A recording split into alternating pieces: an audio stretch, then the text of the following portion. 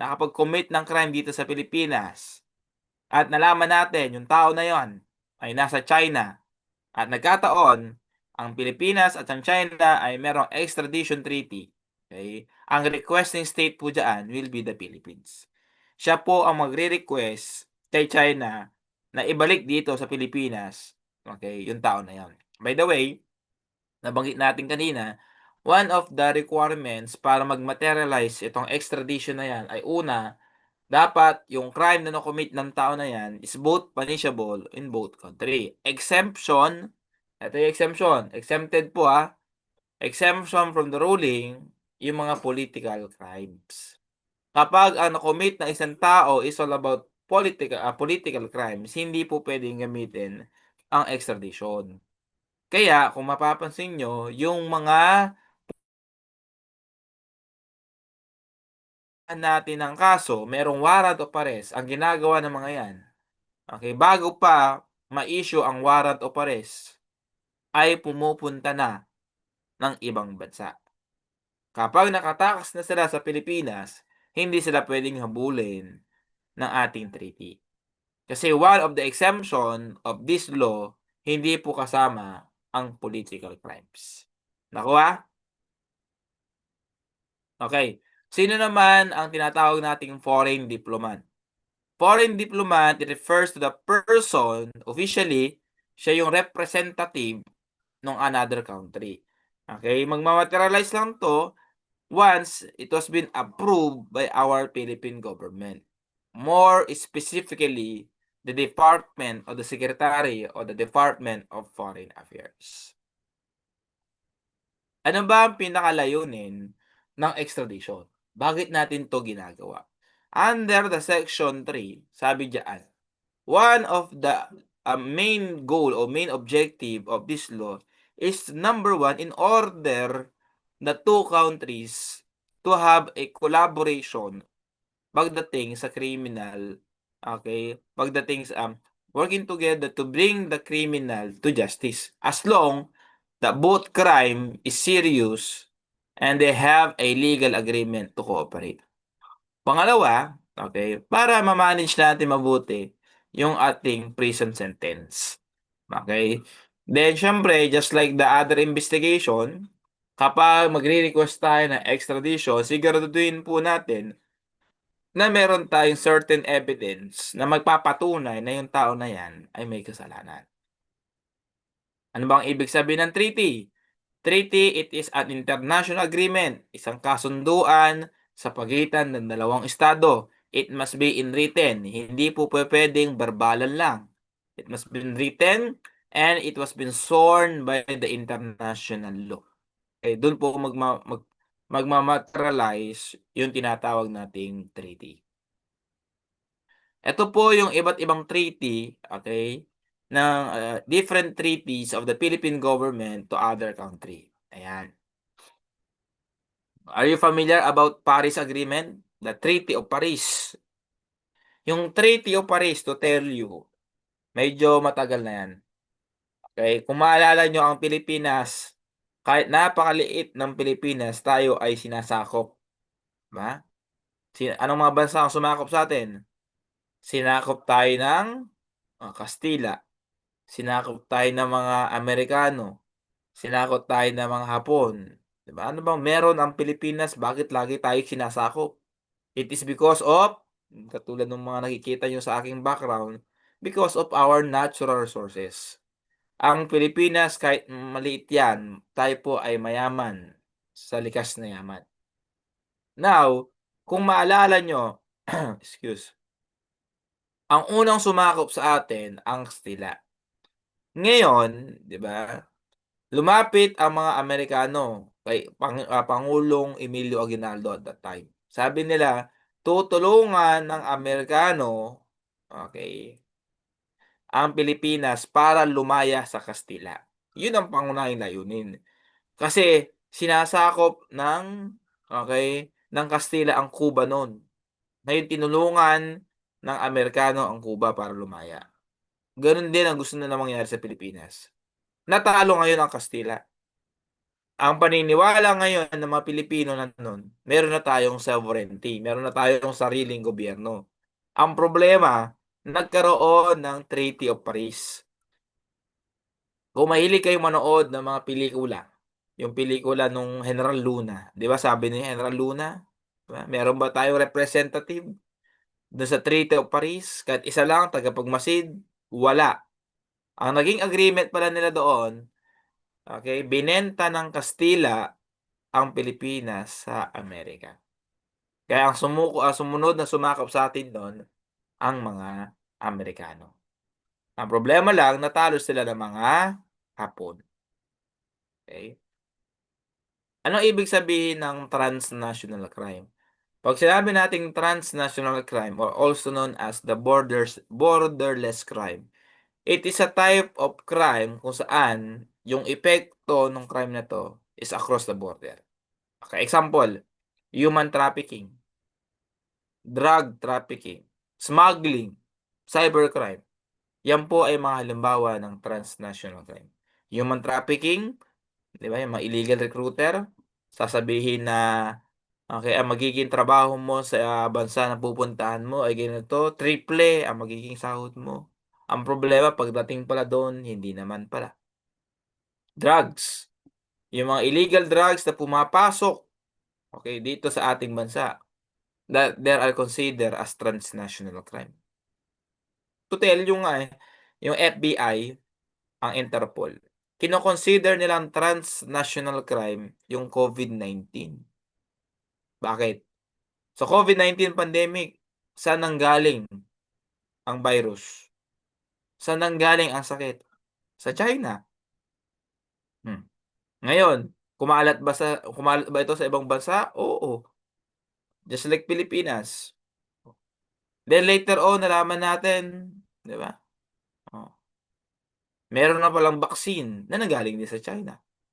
Kaya according to FBI and Interpol, the COVID-19 pandemic is considered as transnational crime. Okay, ano naman yung tinatawag nating PCTC or the Philippine Center on Transnational Crime. The PCTC was created by Executive Order number 62. Tulad ng PDEA, the Philippine Drug Enforcement Agency. Ang PDEA naman na-create naman niya under the Republic Act 9165. Okay? Itong PCTC na 'to, under din siya ng Office of the President. Okay? It is under the Office of the President, katulad din ng PDEA. Ang layunin niya, okey, mai-prevent at makontrol natin yung transnational crime. Ito po yung power and function ng PCTC. Number one, okey, ang function niya, kailangan niya mag-create ng isang database o criminal database na puwedeng i-share sa lahat ng mga government agency, lalong-lalo na sa mga law enforcement agency. Puwede silang gumamit ng mga modern technology, okey, para ma-share yung mga information about criminals, about the modus operandi, okey, about the different information about arrest and conviction ng mga related international crime. Pangalawa, sila din po ang nagmo-monitor, okey, sa lahat ng mga efforts na ginagawa, okey, ng mga iba't ibang law enforcement agency para labanan ang international crimes o yung tinatawag nating transnational crime. Nagko-conduct din sila ng mga research, okey? They need to study how the international crime work, ma-predict ano yung mga future na modus operandi. Siyempre after that kapag na-predict nila kung ano yung mga possible na puwedeng mangyari, kailangan na natin mag-isip ng mga strategies kung paano mapi-prevent 'yan. Ayaw na natin mangyari sa Pilipinas yung nangyari kay Onel de Guzman. Hindi tayo ready para doon. Hindi natin alam kung anong gagawin natin nung nagkaroon ng gano'ng klaseng krimen. Kaya ang nangyari, hindi naparusahan si Onel de Guzman, okey? Kailangan din natin mag-develop ng iba't ibang trainings and program para ma-strengthen, okey, yung ability ng Pilipinas para labanan ang international crime. Kaya nga gumawa tayo ng panibagong unit sa PNP, yung PNP Anti-Cybercrime Unit, okey, unit. Ngayon, okey, puwede tayong makipag-collaborate, humingi ng suporta sa Interpol at sa ASEAN o Association of Southeast Asian Nation. Getting help from other government agency, okey, puwede tayong mag-request ng assistance, including yung mga staff, mga resources, facilities. Ang isa sa mga puwedeng makatulong diyan yung Bureau of Immigration. The Bureau of Immigration class, it is the agency of the government na nagmo-monitor at nagche-check ng mga taong lumalabas-pasok sa Pilipinas. Okay. By the way, ang Bureau of Immigration ay under po ng Department of anong department siya? Sige nga. Anong department ang Bureau of Immigration? Department of what?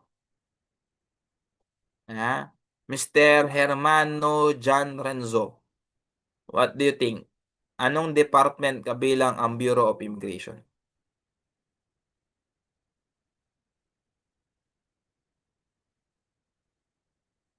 Mhm. I am audible? Dinig ba ako?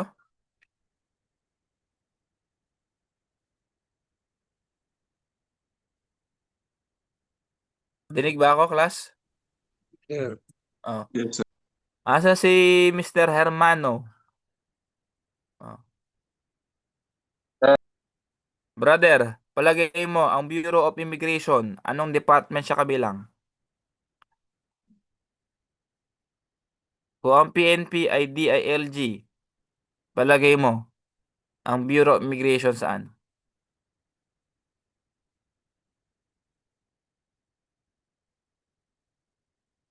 Hmm? Medyo nahirapan siguro si Hermano. Tulungan natin siya, Mr. Lester John Dalio.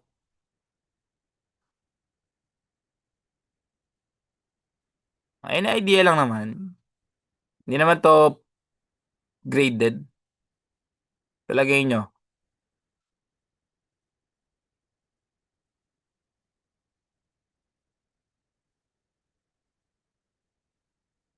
Saan kabilang? Sir, ang tanong ko, sir. Ah? Tanong, sir, ulit. Customizable in any shape or color. No MOQ. 7 to 10 days. Saan? Saan kabilang ang Bureau of Immigration? Anong department siya? Department of Justice, sir. Okay, good. That is the Department of Justice. How about yung counterpart niya? Yung Bureau of Custom naman. Kung ang immigration ay under ng Department of Justice, ang Bureau of Custom naman po ay under ng Department of Finance. Kasama niya ang BIR o the Bureau of Internal Revenue. Diba? Sila po yung mga agency na makakatulong dyan. Okay. Pagdating naman sa organizational structure, ang PCTC po is chaired by our President through the Presidential Anti-Organized Crime Commission.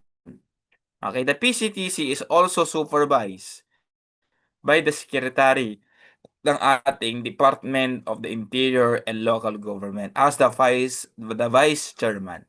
Okay? Ang Executive Director ng PCTC ay nagre-report po directly kay President through the DILG. Then, PCTC as the Interpol Manila National Central Bureau Secretariat. Pursuant to the Executive Order number 100, way back May 7, 1999, and the Memorandum on the Implementation of EO number 100 on February 7, 2000. The General Control and Supervision ng International Manila NCB Secretariat ay nalipat na po from the Directorate for Operation ng PNP, dinala na po sa PCTC. Dati kasi, yung Manila National Central Bureau ng Interpol, hawak po siya ng Directorate for Operation ng Philippine National Police. Pero, dahil sa EO number 100, nalipat na yan. nandun na siya sa pangangalaga ng PCTC. 24-7 expansion program connects selected law enforcement agency to the database of the Interpol. Okay, ano pinaka-reason? To give an access to the different information just like yung mga stolen travel documents, fingerprint, kung familiar kayo sa AFIS, Automated Fingerprint Identification System, DNA, Stolen Global Crime Issue, and Interpol Red Notice Project. Okay, ginagawa dito class, ina-upload natin yung mga records sa mga tao, okay, na kino-consider nating fugitives. Pag sinabi nating fugitives, yung mga taong, okay, tumatakas, hindi, tumatakas sa justice o yung mga wanted person. Ina-upload natin lahat yan para at least magkaroon ng information yung ibang mga bansa.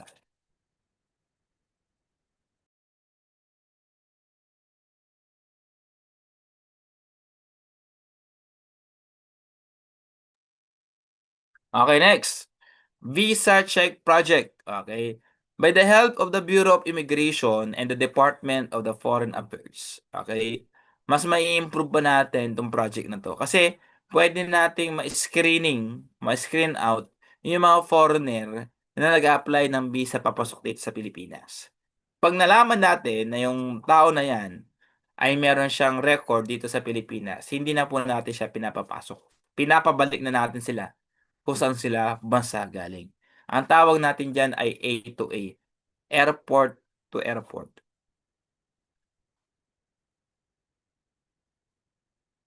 Okay? Lost Passport Project uploads data on the lost, stolen, and canceled passport to Interpol. Okay, para ma-prevent natin ang human trafficking. May iba kasi, okay, ginagawa nilang modus operandi yung mga iba't ibang klase ng passport. Kaya makikita mo, ang isang tao, hindi lang isa ang passport. Mayroong dalawa, may tatlo, kaya nagkakaroon ng tinatawag nating identity fraud. Fugitive Search Project, ang pinaka-focus naman nito ay para mahuli yung mga foreign fugitive na nagtatago sa Pilipinas. Ang ginagawa kasi nila, ginagawa nilang taguan o dito sila mga nagtatago. Kaya nangyayari, okay, bakit dito sa Pilipinas? Kasi ang Pilipinas napakaluwag natin pagdating sa mga ganyan. Hindi natin siya masyado na i-screen out. Next topic natin is all about the different style or approaches ng police management according to James O. Wilson. Meron tayong tinatawag na legalistic style, also known as the law enforcement style of policing. Itong style na to is focus on the violation of the law. Yung crime fighting, it is the hallmark of the legalistic style. Ano ba yung mga different activities na ginagawa dito? Example, yan. Yung pag-a-arrest at pag-detain ng suspect. Now, question, may tanong ako. Kanina hindi natin siya naitanong. Okay, during arrest, okay, can a police officer arrest a certain person? It is answerable by yes or no. Can a police officer arrest a person? Yes or no? Pwede bang hulihin ng isang tao o isang police officer ang isang tao? Yes or no?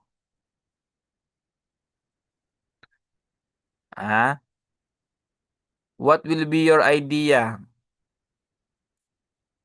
Ren Joshua Ramos. Can you please open your mic? Can a police officer arrest a person? Yes or no? In general, sir, no, sir.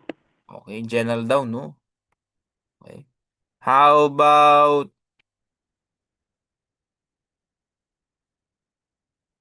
Jairus Bermudez?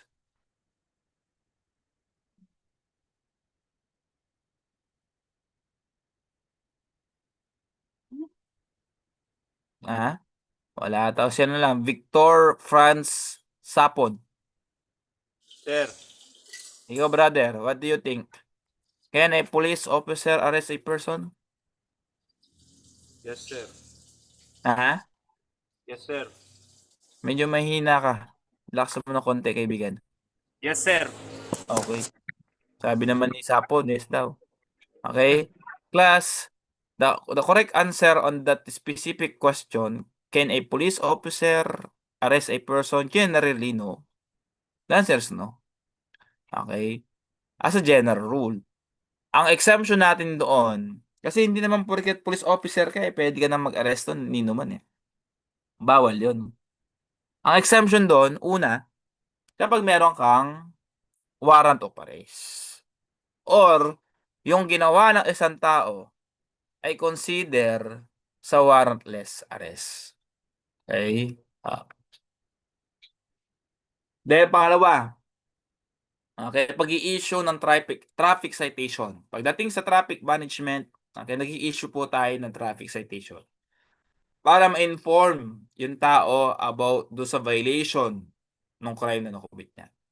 Then, nagko-conduct din tayo ng investigation and nagko-collect tayo and nagsa-search ng mga evidence. Remember, when we talk about evidence, okay, always remember and always to maintain yung tinatawag nating chain of custody.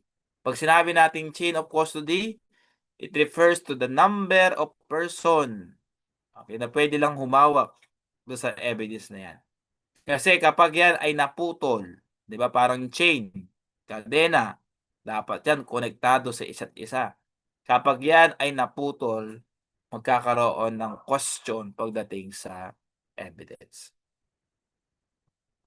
Ano naman ang service style?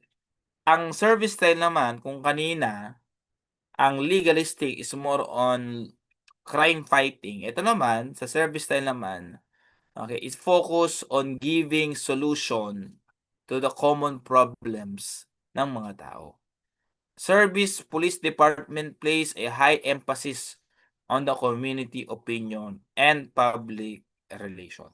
Okay, ang mga good example ng mga service style ay ang mga sumusunod. Providing direction sa mga motorists, paghahanap ng mga nawawalang bata, diba? Pag-refer, okay, sa mga tao sa iba't ibang social agency, and pagta-transfer ng mga tao sa iba't ibang hospital.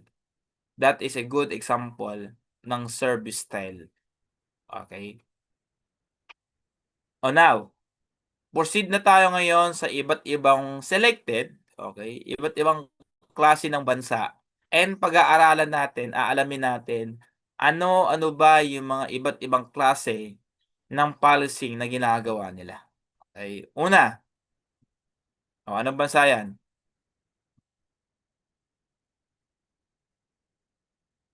Anong bansa yan? You can use our chat box.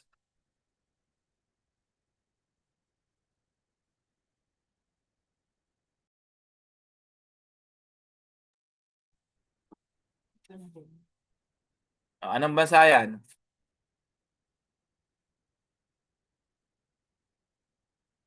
Are you familiar about this country? Sagot natin ay that is Hong Kong. Okay, ano ang meron sa Hong Kong? Okay, ang Hong Kong Police Force, siya po ang kino-consider natin sa buong mundo, sa buong mundo, yan ay pumapangalawa. Pero pagdating sa Asia, ang Hong Kong Police Force, siya po yung number 1 police agency pagdating saan? Pagdating sa modern policing system. Madami siya mga iba't ibang klase ng policing system, okay, na dun lang kadalasan ini-implement. Okay? Pagdating naman sa kanilang ranking system, ang highest rank nila will be the Commissioner of Police. Ang lowest rank naman nila ay Constable. Then, ang Hong Kong Police College, ang Hong Kong Police College class, ang katumbas niya dito sa Pilipinas, yung PPSC or the Philippine Public Safety College. The PPSC was created under the Republic Act 1675. Ang role ng PPSC Sila po yung premier institution na nagko-conduct ng mga training sa mga member ng PNP, BFP, tsaka ng BGMP. Sa Hong Kong naman, ganun din, they are responsible sa mga training ng mga Hong Kong police except sa mga internal security, auxiliary, tsaka mga maritime o marine police training. Then take note na Hong Kong police does not have the legal power to make an arrest. Just like sa Pilipinas, di ba? Sa Pilipinas, ang mga police natin wala silang legal power maliban na lang kapag binigyan sila ng warrant of arrest ni judge. Magiging arresting officer na sila nun. Next country. Anong bansa naman yan?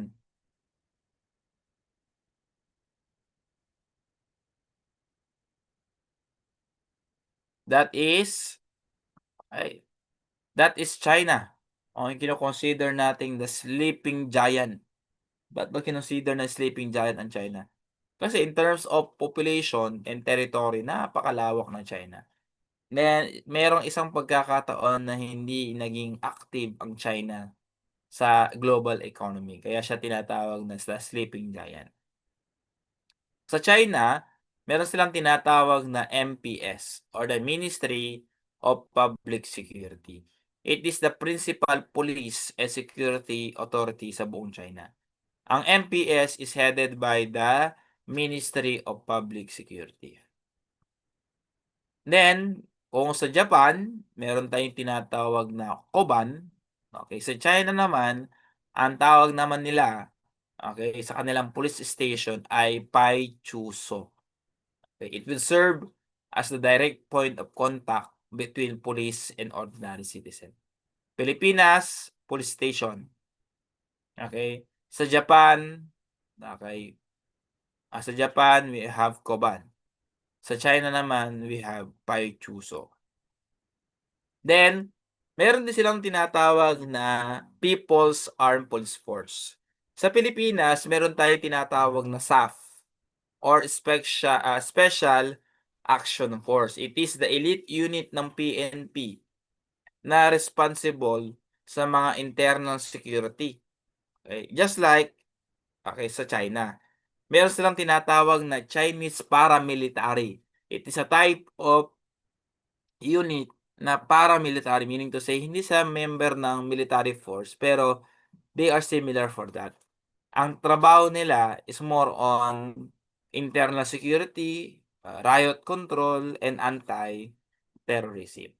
Sa Japan naman, meron din silang ganyan. Ang tawag naman nila doon, Kidokai. Okay, next country. Anong bansa naman to?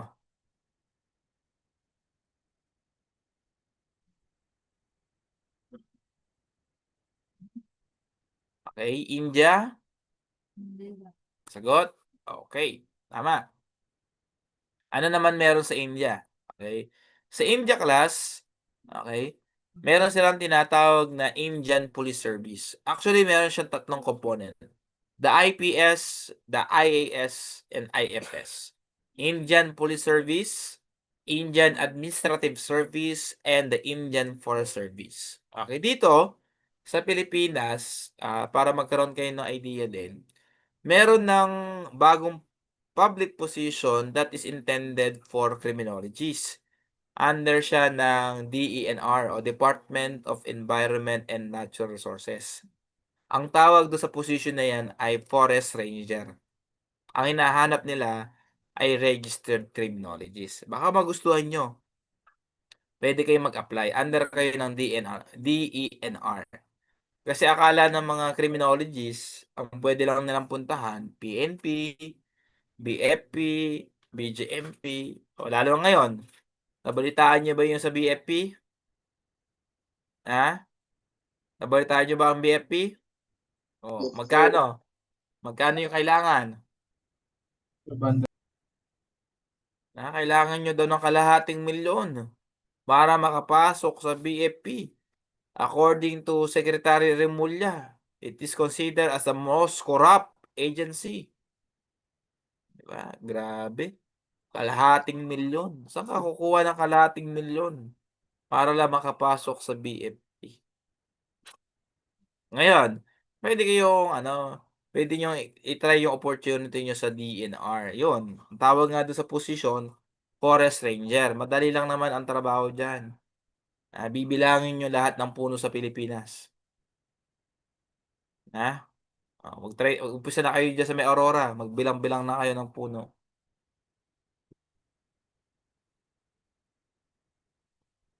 Okey, sa France naman, meron tayong dalawang national law enforcement agency, the Police Nationale and Gendarmerie Nationale.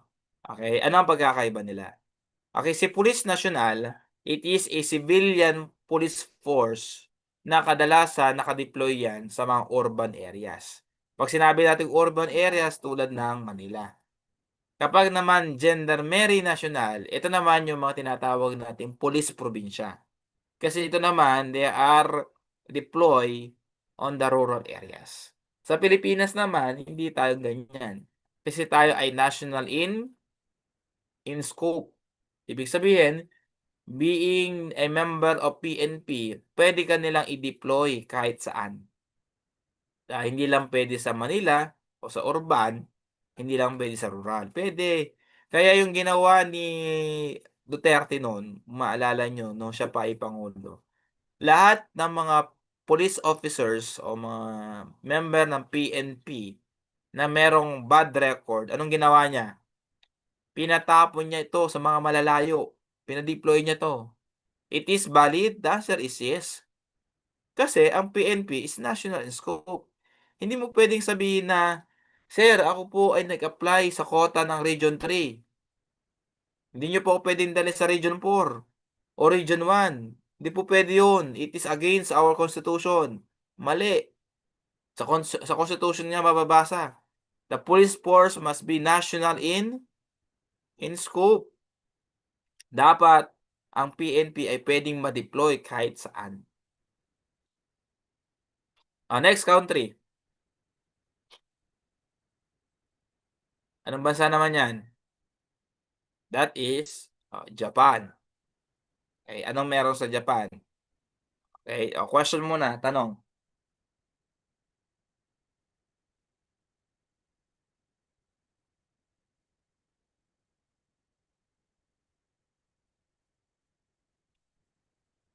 Anong sagot natin?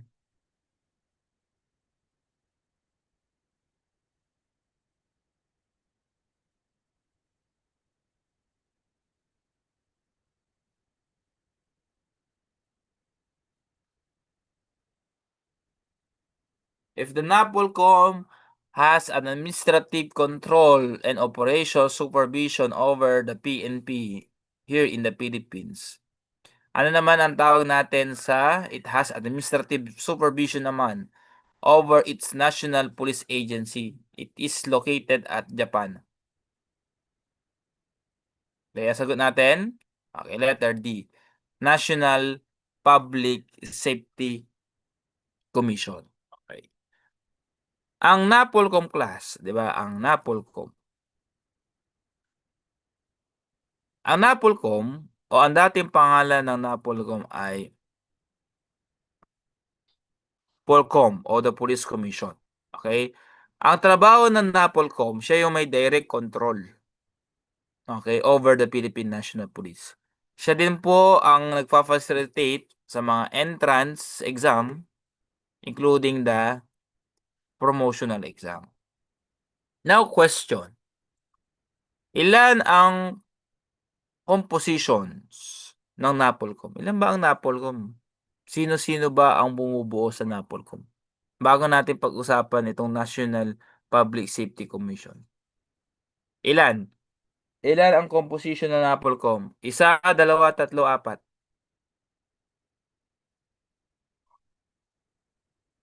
Ilan ang bumubuo sa NAPOLCOM? 1, 2, 3 o 4?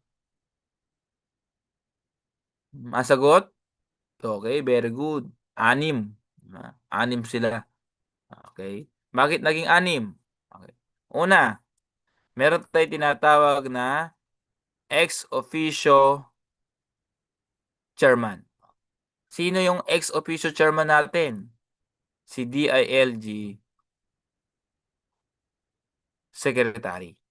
Pag sinabi kasi nating ex officio, automatically. Okay, automatically kapag inappoint ka ng president, you are the DILG secretary. Automatically, ikaw din ang chairman ng NAPOLCOM. Okay, ilan yung regular member natin? Meron tayong 4 na regular members. Okay?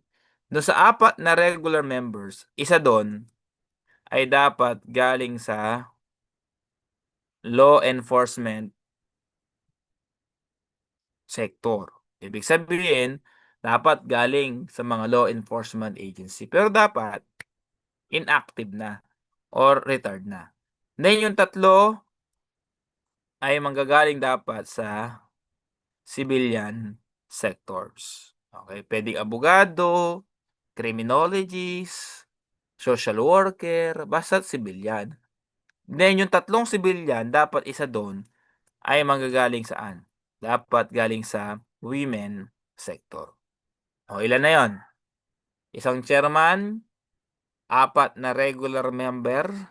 Yung 4 na yon, dapat isa doon civilian, law enforcement sector, yung 3 civilian. Yung sa 3 civilian, dapat isa ay babae. 1 plus 4, 5. Sino ang pang-anim? Sino ang pang-anim? Ang pang-anim naman natin, yung tinatawag nating ex officio member. Sino yon?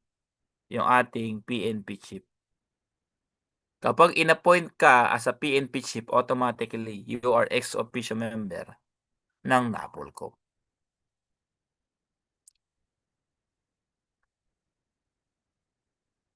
Okay? Sa Japan tayo. Okay, sa Japan, meron silang tinatawag na NPA. Hindi nice people around, ha? Okay, o no permanent address. Okay? National Police Agency, it is the central agency of the Japanese police system. Okay, ang merong control sa NPA ay tinatawag nating National Public Safety Commission. Okay? Sa Japan naman, class, okay, it focus on the shame. Okay, it is shame-based rather than the guilty-based. Anong ibig niya sabihin? Pag sinabi nating shame-based, okay, kapag sa bansang Japan, kapag ang isang tao ay nakagawa ng crime, hindi lang siya ang apektado, hindi lang siya ang ipapaya. So, buong angkan, buong pamilya pinapahiya yan. Okay? Just like here in the Philippines, kung mapapansin nyo, sa uniform ninyo, di ba? Sa uniform nyo ba, meron ba kayong mga nameplate? Meron ba kayong nakalagay sa nameplate? Ano nakalagay doon sa inyo? Di ba apelido? May apelido.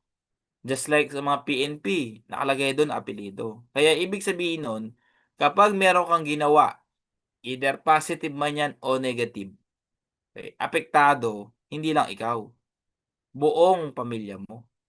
Diba? That is about shame-based. Yun ang ginagawa sa Japan. Okay? Then take note, the Japan's complex program, pagdating sa crime prevention, it rely on the cooperation and support of the community. Yun din ang gusto mangyari ng PNP. Okay, para ma-prevent natin, mag-materialize ang mga programa ng PNP, kailangan, okay, merong cooperation at support ng buong sambayanan. Kasi kahit maganda ang programa, kung hindi naman to sinusuportahan, okay, ng buong community, wala ding mangyayari.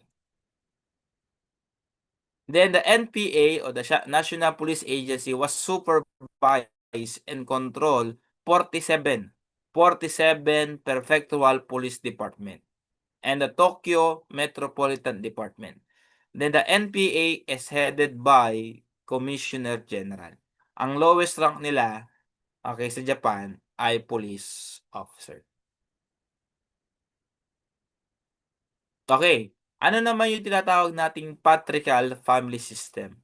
Okay, it is a hypothetical social system kung saan yung tatay, okay, o yung lalaking eldest, yung pinakamatandang lalaki sa pamilya, siya po ang merong absolute authority sa buong family. Ibig sabihin, sa family ang laging nasusunod yung tatay or yung pinakamatandang lalaki. Okay, that is about patriarchal family system. Kobun o yabon, ang kobun o yabon naman po, it is a type of relationship sa pagitan ng student and mentor. Ibig sabihin, tinuturuan ng mga senior officer yung mga bagitong police officer. Para malaman nila, maintindihan nila ano ang pasikot-sikot, okay, sa police force na sasalihan nila. Ang tawag natin diyan ay kobun o yabon. Okay, ano naman ang koban? Ang koban or also known as chusaisho, ito po ay isang police box. Tinawag siyang police box kasi ang itsura niyan parang box. Okay, it is the police station sa bansang Japan. That is koban or chusaisho. Kidotai. Ang Kidotai naman, ito po yung special units sa bansang Japan. Yan po yung katumbas ng Special Action Force. Ang trabaho nila is more on crowd control at sila ang nagre-respond sa mga public disturbances. Good example, yung mga malalaking rally na ginagawa sa Japan. Okay, next question. I will give you 2 minutes para basahin at sagutin.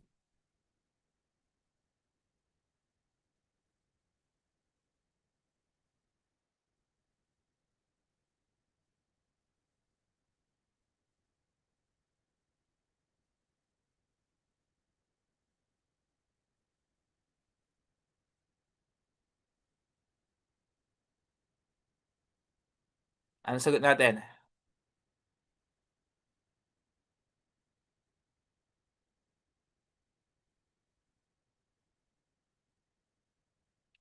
Okay, the primary duty of this group is to protect the Emperor of Japan and its family.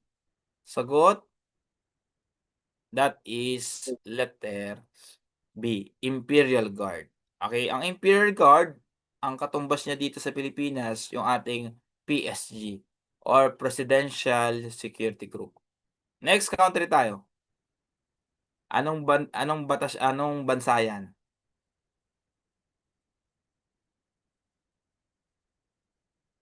Anong bansa to? That is you can chat. Okay, you can use our chat box. Ayan, Saudi. Tingnan natin. Okay, that is Saudi Arabia. Okay, ano meron sa Saudi Arabia? Sa Saudi Arabia, class, yung kanilang police force doon ay nahahati sa 3. Meron silang tinatawag na regular police, secret police, and religious police. Yung regular police, kung ano yung ginagawa ng isang regular na police officer, pagko-conduct ng patrol, investigation, yun ang ginagawa niya. Ang secret police naman, sila naman yung mga nagko-conduct ng mga surveillance. Sila yung mga nagko-conduct ng mga iba't ibang mga strategy para makapag-collect ng mga information na makakatulong sa kanilang trabaho. Ang religious police naman, ito naman yung wala sa atin. Okay? Sa Saudi Arabia, ang trabaho ng religious police, minomonitor nila yung mga tao doon. Meron kasi 3 mga basic function o basic ruling doon. Una, during public places, bawal magsama sa public places ang lalaki sa babae. Pangalawa, ang mga babae, required silang suotin yung kanilang religious clothes. Kung meron kayong nakikitang mga kaibigan nating Muslim, di ba? Ang kanilang traditional clothes, yung mata lang nila ang nakikita. Okay, then kapag sumasapit ang prayer time, it is Friday every 3 PM, lahat ng mga business ay sarado. By the way, ang tawag nila dun sa religious police nila ay mutawa. I repeat, ang tawag nila sa religious police sa Saudi Arabia ay mutawa. Sa Saudi Arabia naman, yung secret police naman nila, mabahit. Mabahit, mutawa. Next country. Ano bansa yan? Siyempre walang iba kundi ang USA, the United States of America. Okay? Dito sa United States of America, they are considered as federal.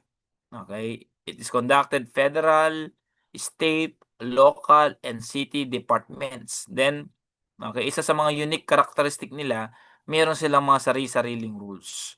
Hindi katulad dito sa atin, hindi tayo federal. Pag sinabi mo kasing federal, sabagay, nung panahon ni Duterte noon, okay, balak na pinag-uusapan nila kung gagawing federal type of government ang Pilipinas. Kasi, as of now, para magkaroon lang kayo ng idea ano ang federal. Ngayon kasi, lahat ng mga taxes na nakokolekta sa bawat region, halimbawa, Region 1, ang tax nyo na nakolekt 3 billion. Region 2, 7 billion. Region 3, 5 billion. Okay. Region 4A, 10 billion. Lahat na yan, okay, kailangan ibaba sa central office. Ngayon, ikaw na Region 3, na 5 billion ang tax mo, huwag ka nang umasa na babalik yan ng 5 billion. Depende yan sa budget hearing. Nakuha? Pero kung ito ay federal, halimbawa tayo, nasa iisang region tayo, di ba, Region 3, yung 5 billion na nakuha natin, okay, discretion natin kung saan natin siya gagamitin. Kung gusto natin siya gamitin on education purpose, bakit ba hindi? Lahat ng mga estudyante sa Region 3, libre lahat ng pag-aaral. Kung pwede natin gamitin sa agriculture para lahat ng mga magsasaka, libre ang pataba, gawin natin. That is federal. Okay? Ganun nangyayari sa Amerika. Ang problema lang, okay, ganun din ang mga federal police. Kapag police ka ng Region 3, pumunta ka ng Region 2, hindi ka police. Okay? That is the effects of federal. Then take note, meron silang tinatawag na sheriff doon. Ang sheriff, para siyang chief of police dito sa atin. Ang problema lang diyan sa Amerika, ang sheriff para siyang mayor. Pinagbobotohan yan. Pinagbobotohan, kailangan niyang manalo. Hindi katulad dito sa atin, di ba? Ang COP, hindi siya pinagbobotohan. Nire-recommend siya ng NAPOLCOM, ang namimili, okay, kung sino ang magiging COP ng isang lugar, si mayor. Kaya kung hindi mo kilala o hindi ka kilala ni mayor, baka hindi ikaw ang piliin. NYPD, the New York Police Department, it is the first full-time and largest police force sa buong United States of America. Tatandaan nyo, NYPD, the first full-time and largest police force sa buong United States.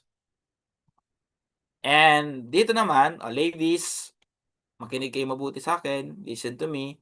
It is very important na malaman nyo, ang Los Angeles Police Department naman, siya naman ang kauna-unahang police department na nag-hire na unang female police officer.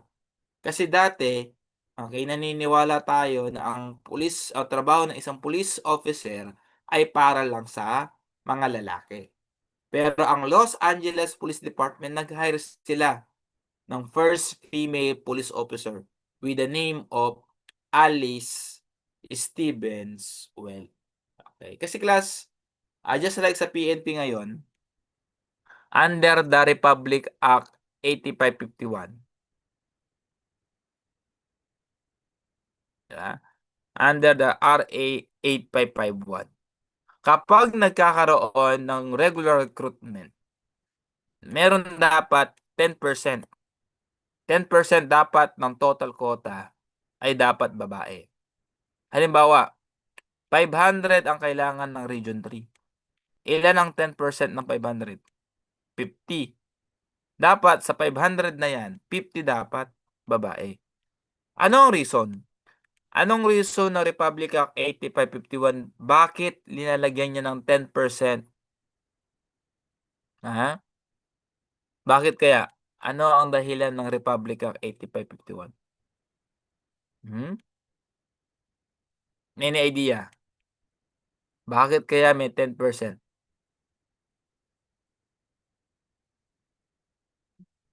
Okay, tanungin na nga natin yung perspective ng mga babae. Miss Avelino Jaisel Jane, can you please open your mic? Bigla ka pang nangati, ah. Idea lang naman. Palagay mo, bakit binigyan ng 10%? O hindi, pabor ka ba? Unang tanong, pabor ka ba na merong 10% na inaalat para sa inyo? Yes, sir. Siyempre, oo naman. Bakit nga? Ano bang meron sa mga babaeng aplikante? Bakit may 10%? Kasi nga, sir, ano po, kaya rin po ng babae yung ginagawa rin po ng lalaki na kumbaga yun yan, sir, sa PNP po.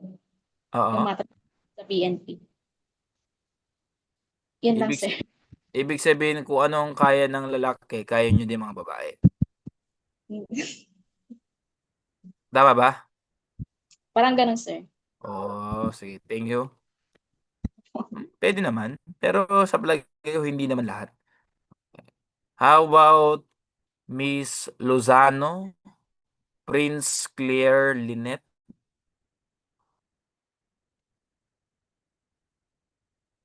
Nakakalito naman yung pangalan mo. Prince na. Clear pa. Ano ba talaga?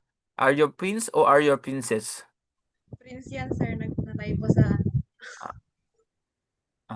Sige. Ikaw, ano idea mo, Miss Lozano? Bakit may 10%? Ano kaya reason ng Republic Act 8551? kaya siguro po may 10% na babae po para po makita po yung kakayahan po ng isang babae kung kaya rin po nilang i-perform yung mga ginagawa po ng mga lalaki. Okay, sige, pwede. Thank you so much. Yung mga sinabi nyo, tama naman yung mga yan. Pero the main reason, bakit naglagay ng 10% ang PNP during regular quota? Dahil nahihirapan ang PNP na mag-conduct ng investigation, lalong-lalo na kapag ang kaso involved ang babae. Example, rape. Imagine niyo na lang, may rape cases. Ang police officer ay lalaki. Ang biktima ay babae. Sa palagay nyo, kahit sobrang galing ng police officer, hindi siya makakakuha ng information. Kasi nga, may ilang yung biktima kay sir. Tama? Another, okay, kapag naman ang kaso, okay, involved naman bata. Example, child abuse. Either physical, emotional, o sexual abuse. Hindi kaya ng investigador na lalaki yan. May kaya lang dyan, babaeng investigador. Kaya nagkakaroon tayo ng women's desk, tama? Bakit? Babae sa babae, walang problema kasi makakapag-build kayo agad-agad ng rapport. Ano pa? Bata, tsaka babae, nagkakaroon kayo ng mother figure. Okay, kaya yun ang reason ng PNP. Kaya naglalagay ng 10%. That is the Republic Act 8551. Next country. Anong batas yan? Red Cross. Wala pong basang Red Cross, ah.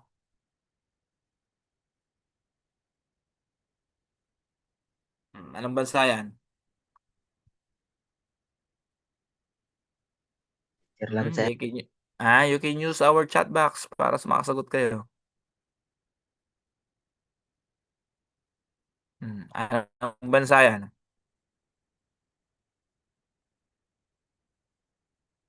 That is, tingnan natin. That is Switzerland.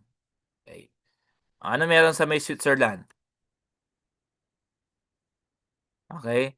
Policy in Switzerland. Okay. For many years, kung nakakakita kayo ng mga travel brochure, okay, ang isa sa mga famous na quotation nila diyan, there is no crime in Switzerland. Ayun. Yun ang kalagi nilang famous na nakikita mo sa brochure nila. Wala daw crime sa Switzerland. Kung gano'n naman, kung gano'n ang marketing purpose nila, napakasarap. 'Di ba? Napakasarap pumunta diyan kung gano'n.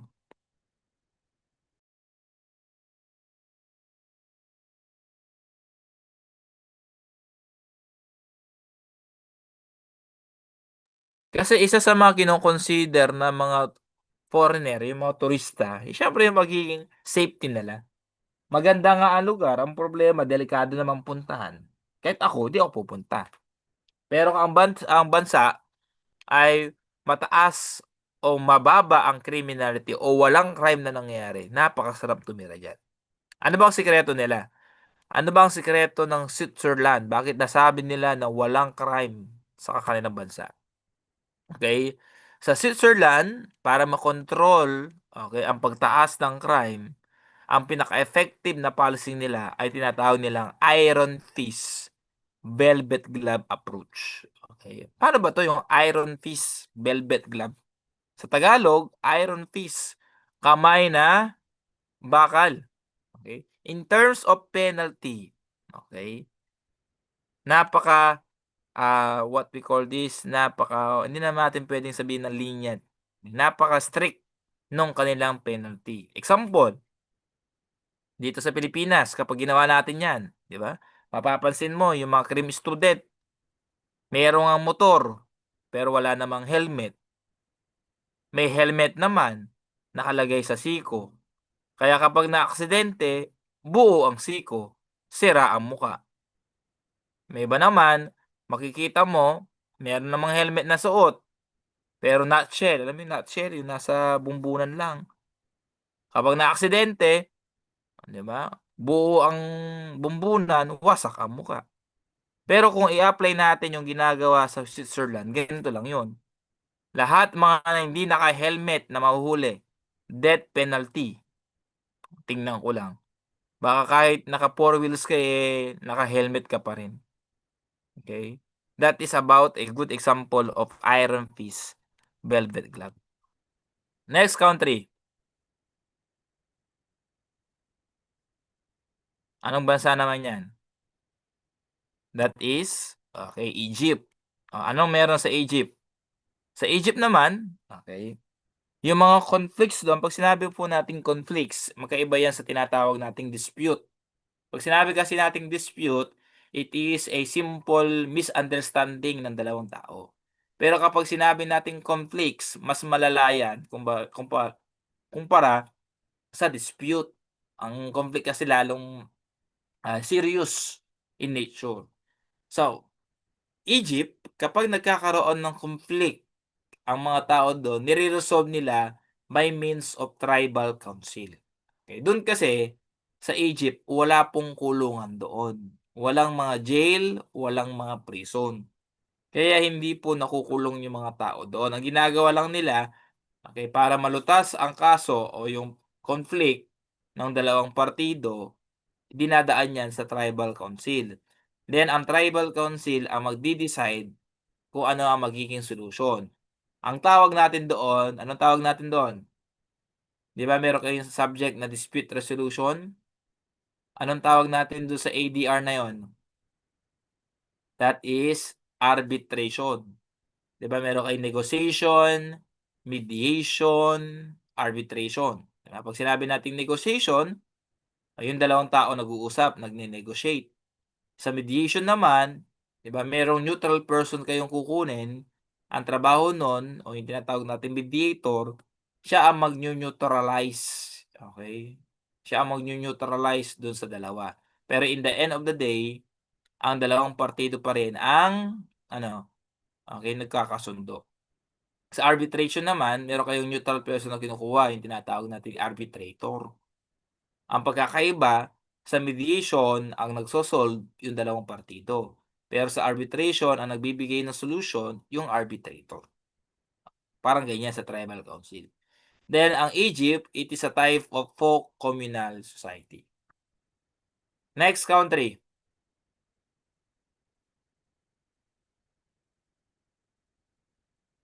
Anong bansa yan? That is New Zealand. Ano meron sa New Zealand? Okay, sa New Zealand, ito yung mga iba't ibang klase ng kanilang policy. This country is very concerned about wilderness area. Hindi nila pinapayagan, okay, it does not permit most firearm in the region. Hindi nila pinapayagan na magkaroon ng baril ang mga tao doon. Dito sa Pilipinas naman, kung gusto mong magkaroon ng firearms, kailangan nyo munang kumuha ng license. So, yung tinatawag nating license to operate and possess firearms. So, yung tinatawag nating LTAP. Okay, yun ang lisensya para makapag-possess ka at gumamit ka ng baril. Pero, kailangan mo rin ng permit to carry. Kasi kahit meron kang LTAP, hindi mo naman pwedeng bitbitin yung baril mo kahit saan. Dapat dalawa yon, permit to carry and license to operate. Saan siya kinukuha? Question. Saan kinukuha ang LTAP and permit to carry? Sa anong agency? Siyempre, PNP. Tama? Sa anong unit ng PNP? Sa anong unit ng Philippine National Police kinukuha yung lisensya? Anyone? Sige nga. Saan kinukuha? Di ba madami kayong unit ng PNP? Merong CIDG. Saan kinukuha? Saan kinukuha, okay, ang LTAP or permit to carry? That is under your CSG. Ano yung CSG? Civil Security Group. Okay, ngayon kapag pumasok ka sa Civil Security Group, may makikita ka dalawang opisina doon. Yung SOSYA tsaka FEO. Okay, punta ka dito sa FEO. Sa SOSYA kasi, doon mo kukunin yung lisensya ng agency, yung tinatawag nating LTO o License to Operate. Pero kapag lisensya ng baril, sa FEO, Firearm and Explosive Office. Next country.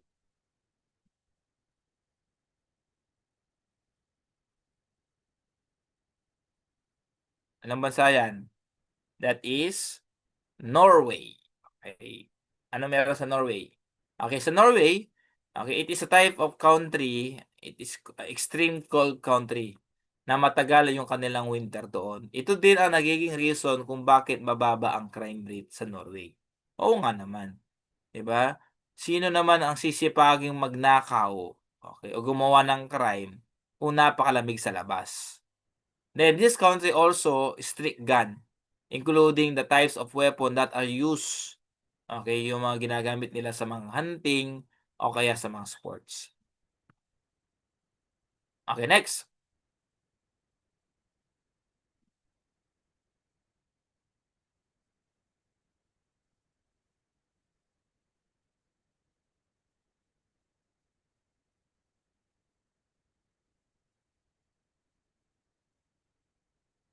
Ano sagot natin dyan? The world's largest international organization. Okay, sige.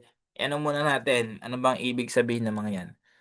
Pag sinabi nating UN, UN stands for United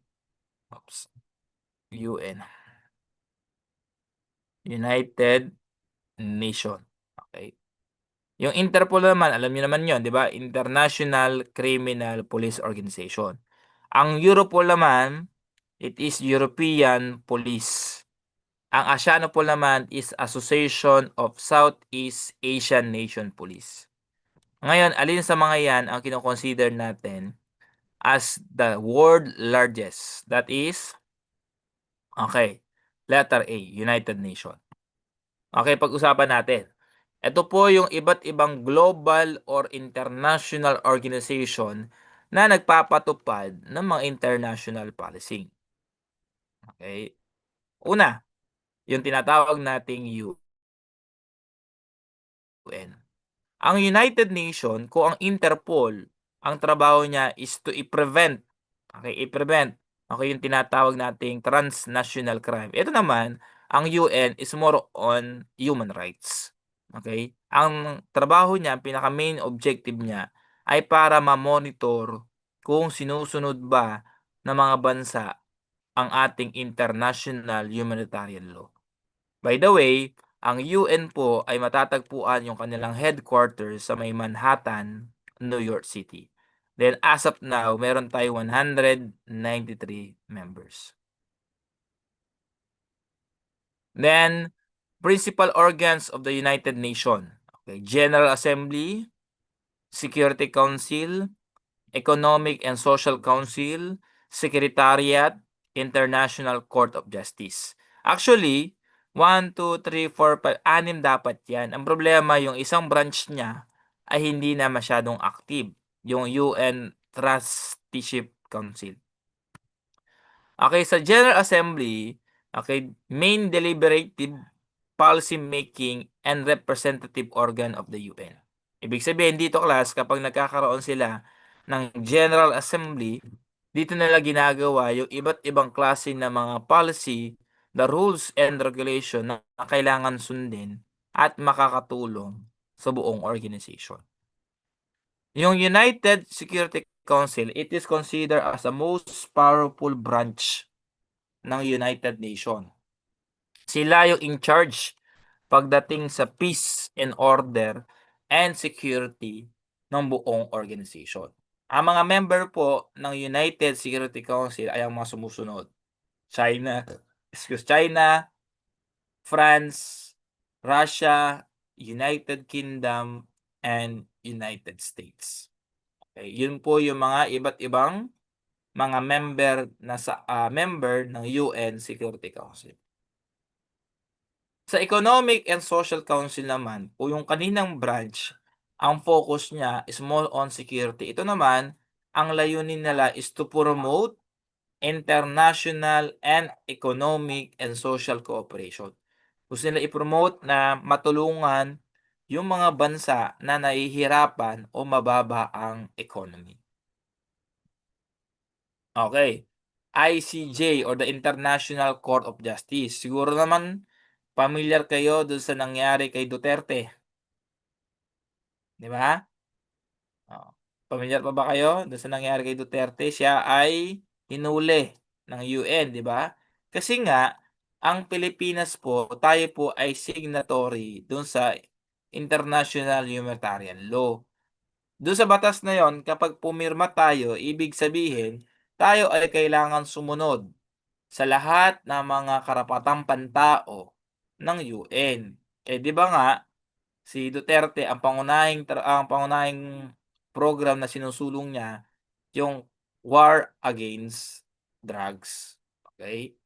Kaya ayun, okay, hinihiring yung kaso niya sa International Court of Justice. Si Bato de la Rosa naman nagtatago. 'Di ba? Kasi at that time, ang PNP chief noon ay si Bato de la Rosa. Secretariat, ang pinaka-function naman niya, siya naman ang nagpo-provide ng iba't ibang studies, information na kinakailangan ng United Nations. Pinaka-objective ng UN, more on peacekeeping and security, about the human rights o karapatang pantao, okay, economic development, and humanitarian assistance. Another international group, meron tayong tinatawag na G7 nation. Okay, or the group of 7. Ang pinakamandato nila, they are mandated to devise the international standard policy about combat money laundering. Okay, pag sinabi nating money laundering, diniscuss ko na siya kanina, it is a type of illegal activity kung saan yung lumang o yung mga, what we call this, yung mga pera na galing sa illegal na pera, illegal na activities, kino-convert natin in the positive way. Okay, mga member ng G7, Canada, France, Germany, Italy, Japan, United Kingdom of Great Britain, and the United States. Okay, ASEANOPOL, Association of Southeast Asian Nation Police. Ito po ay counterpart ng Interpol. Pero ang ASEANOPOL, ang magiging coverage ng kanyang area of operation is sa Southeast Asia lang. Okay? Ang pinakalayunin ng ASEANOPOL is to enhance yung cooperation ng mga iba't ibang bansa na cover ng ASEANOPOL. Ang tanong, okay, sino ba yung mga member ng ASEANOPOL? Meron po tayong 10. Siyempre kasama dyan ang Pilipinas. Ang mga member ng ASEANOPOL ay mga sumusunod: Brunei, Cambodia, Indonesia, Myanmar, Philippines, Singapore, Laos, Malaysia, Thailand, and Vietnam. Okay, yan po yung bilang ng member ng ASEANOPOL. Now, eto, i-discuss natin. Ito yung pinaka-flag ng ASEANOPOL. Okay, kung mapapansin nyo, lahat ng mga corresponding design ay merong corresponding meaning. Okay, example, kung mapapansin nyo yung tatlong guhit sa taas, yung isa, dalawa, tatlo, it represent, okay, the motto of the organization. Ang motto ng ASEANOPOL ay ang mga sumusunod: to fight crimes, love humanity, and help the delinquents. Okay? Sa bandang baba naman, makikita nyo naman, merong naka-arc, di ba? Ito naman yung iba't ibang mga national flag ng 10 bansa. Okay, it represent, okay, the number of the members, including this one. Ito naman, bakit kulay yellow? Bakit hindi red? Bakit hindi puti? Ang yellow kasi, it symbolize honesty. Sa bandang baba naman, kung bibilangin nyo yan, okay, 10 din yan. Okay? Because it represent also yung bilang ng members ng ASEANOPOL. Bakit kulay itim yung nakapalibot sa kanyang flag? Bakit hindi kulay blue? Yung kulay itim kasi, it represent firm determination. Ito naman, yung spray of rice and cotton, it symbolize prosperity or karangyaan. Sir, question, bakit hindi po bilog ang flag? Bakit hindi kwadrado? Bakit shield? Ang shield kasi, class, it symbolize community protection. Yan ang ibig sabihin ng mga iba't ibang design na makikita nyo sa flag ng ASEANOPOL. Okay, question. Okay, I will give you 2 minutes to read and analyze.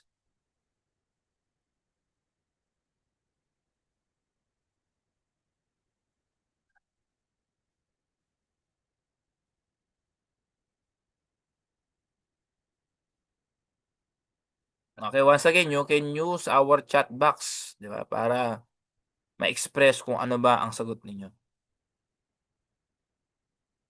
By the way, habang kayo ay sumasagot, I would like to make some announcement na after our discussion, nag-prepare po tayo ng post-test question na sasagutin natin mamaya. Para at least ma-assess natin, okay, kung naintindihan nyo ba or na-retain ba yung mga information na dinidiscuss natin kanina. Okay, kahit mga ilang items lang.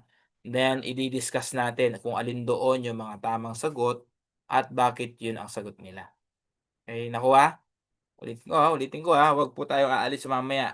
Magko-conduct tayo ng post-test question. Okay, now, anong sagot natin? In each country, okay, including the Philippines, International Central Bureau provides a central point contract general secretariat run by the national police official to assist in international crime. Now, the question is, ano ba ang ibig sabihin ng Interpol? Okay, ang sagot natin siya, syempre, hindi siya international police, that is ICPO, International Criminal Police Organization. Pag-usapan natin. Okay. Ang Interpol, it was been developed way back 1923 at ang location ng kanilang headquarters ay sa may Leon, France. Then, as of now, class, as of 2025, 196. Sorry for the outdated information. 196 member na po ang member ng Interpol. Okay? Ano ang pinaka main objective niya? To facilitate yung worldwide police cooperation and crime control. Ito ang mga core function ng Interpol. Una, to secure the global police communication service, operational data services and database for police, operational police support services, and training and development. Okay, ito yung pinaka-emblem ng Interpol. Okay, pag-usapan natin tulad ng ASEANOPOL. Okay, just like the ASEANOPOL, kung mapapansin nyo, ito. Okay, yung globe na to, it indicates the worthwhile activity. Okay. Then yung olive, it represent the peace. Yung sword naman na matatagpuan nyo, it represent the police action. Then bakit may timbangan? Parang si Lady Justice lang din yan, di ba? Are you familiar about Lady Justice? Yung babaeng may bit-bit na timbangan pero siya ay naka-blindfold. Siya yung si Lady Justice. Bakit siya may hawak na timbangan? Para saan yun? Ha?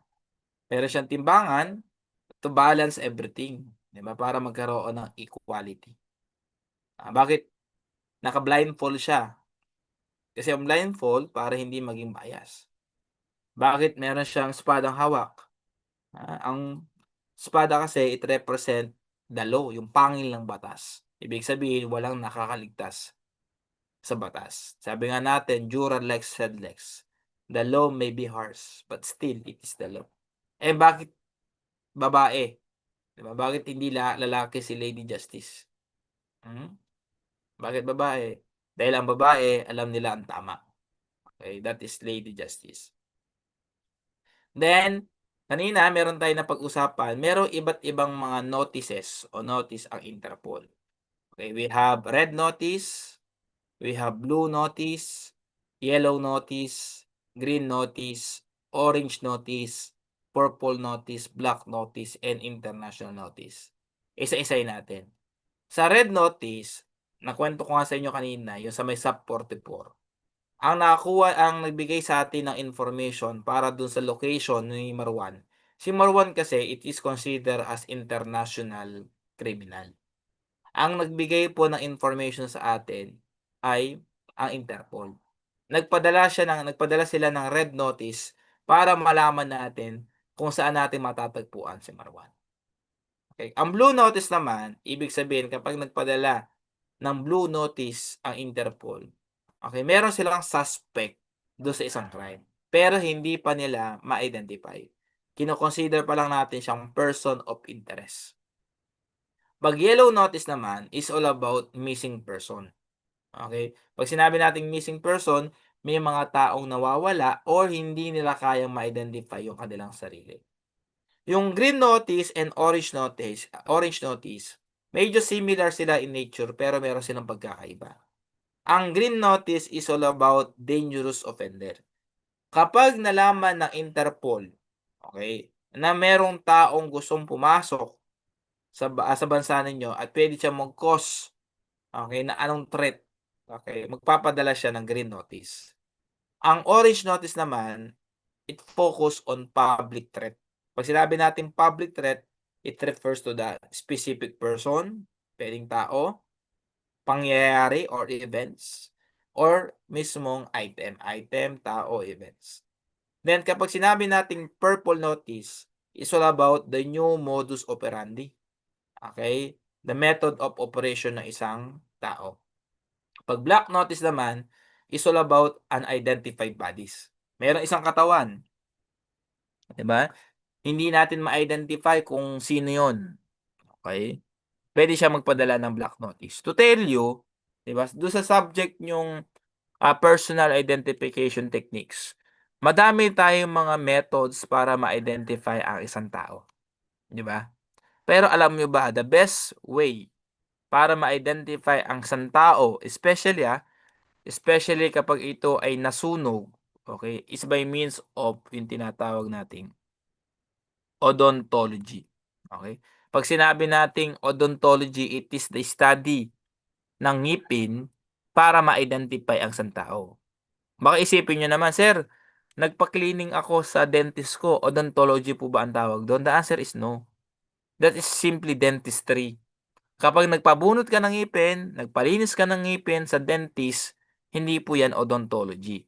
Pag sinabi kasi nating forensic odontology, from the word forensic, yung principle ng odontology, ginamit natin in order to elucidate a legal problems. Kasi, pag sinabi natin class na forensic, di ba, it is derived from the Greek word forum, kung saan nagsasama-sama ang mga tao, okay, para pag-usapan ang isang bagay. Okay, to tell you, 'Di ba? Ang kino-consider nating most reliable pagdating sa personal identification is by means of what? Fingerprint, tama? Kasi ang fingerprint meron siyang tatlong dogmatic principle, yung principle of individuality, permanency, constancy. Okay, yun ang unique characteristic niya sa DNA. Okay? Sabi ko nga, to tell you, mas madaling pag-aralan ang odontology. Kasi ang odontology, meron siyang unique characteristic. Tingnan nyo. Yung pustiso ni Lolo, alisin mo. Ipasuot mo sa pustiso ni Lola, hindi siya magkakasya. Ang problema lang natin, wala namang kriminal na magnanakaw ang gamit ay ngipin kapag binuksan yung pinto. Wala naman sigurong gano'n, kakagatin niya yung pinto. Diba? Walang gano'n. Kaya kadalasan ang ginagamit natin is the fingerprint, yung tinatawag nating dactyloscopy. Then, magkaiba ang dactyloscopy sa dactylography, ha? Dactyloscopy, ito yung pag-identify ng fingerprint para malaman natin yung identification ng tao. Pag sinabi natin dactylography, ito yung pagre-record naman ng fingerprint. Okay? Balik tayo sa black notice. Ang best way para ma-identify isang tao, lalong-lalo na kapag nasunog yan, it is odontology. Then, kapag international o Interpol notice naman, ang ibig sabihin yan, may isang certain terrorist na under ng sanction ng United Nations o the United.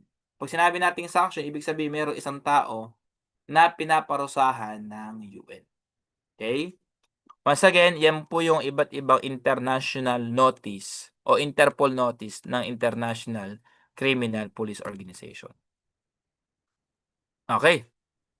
Do you have any question before tayong mag-proceed dun sa ating post-test question? Para ma-assess natin kung meron tayong natandaan.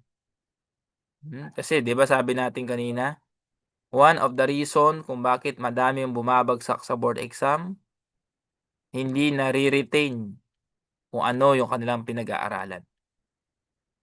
Ngayon, meron tayong mga post-test question dito na sasagutin ninyo.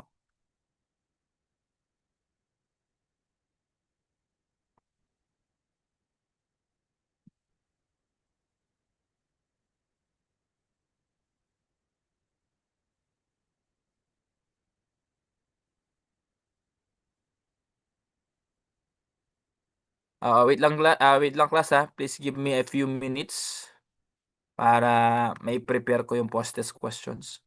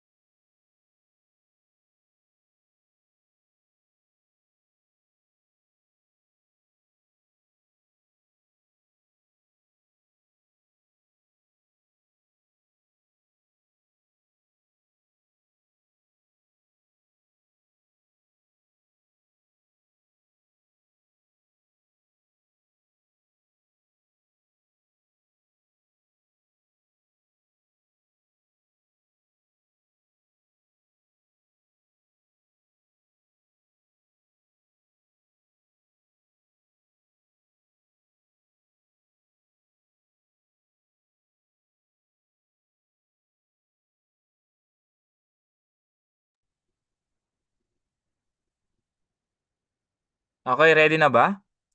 Okay, everyone, I would like to request a piece of paper, kahit papel lang. Okay, and a certain ball pen. You need to number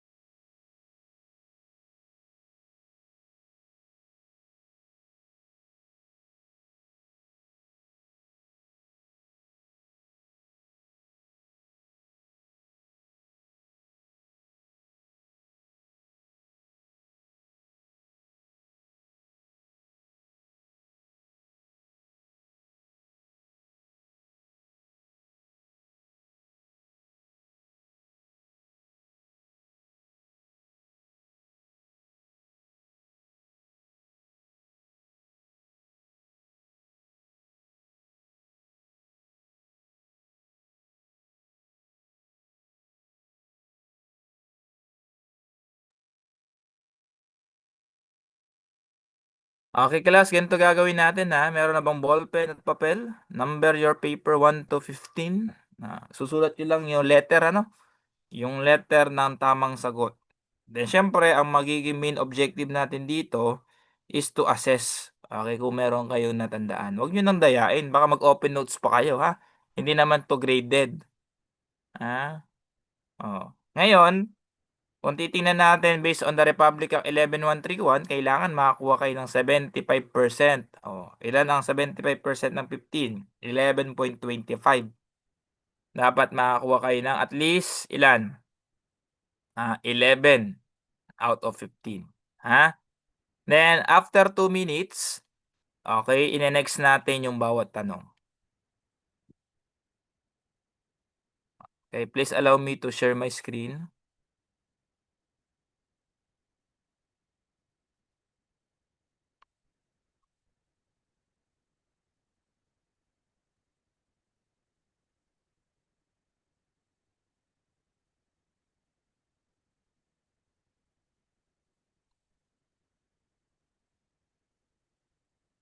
Okay, it is visible. Kita na ba? Sir. Nakikita ba? Sir. Sir. Okay, sige.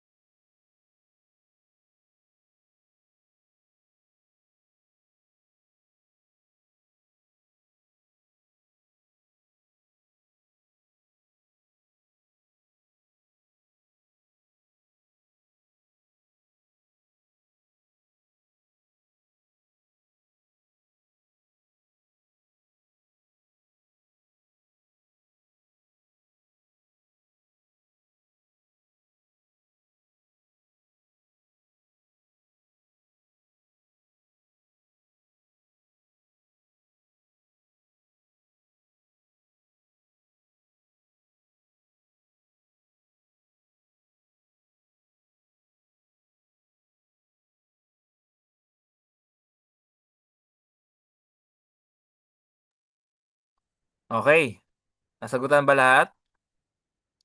Okay, now, para malaman natin yung mga tamang sagot, bibititin ko muna kayo ng konti. Kasi magkaroon muna tayo ng konting coffee break. Para mamaya, okay, kapag diniscuss natin yan, ma-absorb nyo yung discussion natin. Lalagyan kasi natin ng konting discussion yan para malaman nyo kung ano yung mga tamang sagot. Bakit hindi naging sagot to. Okay, I will give you 13 minutes to take a coffee or snacks.